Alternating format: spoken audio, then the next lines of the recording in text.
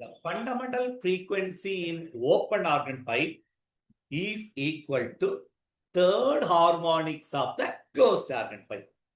எதுக்கு ஈக்குவல்ரா? The length of the closed organ pipe கொடுத்துட்டாங்க. The length of the closed organ pipe 20 centimeter கொடுத்தாச்சு. Calculate பண்ணது length of the open organ pipe என்ன? Data கொடுத்தது என்ன? Fundamental frequency of the open organ pipe is third harmonics of the closed organ pipe.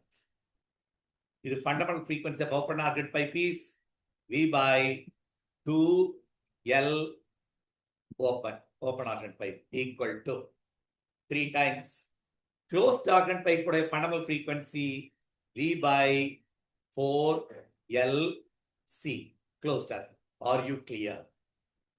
Fundamental frequency of open organ pipe is third harmonic 3 times fundamental frequency of closed organ pipe. அவ்வளவுதான்.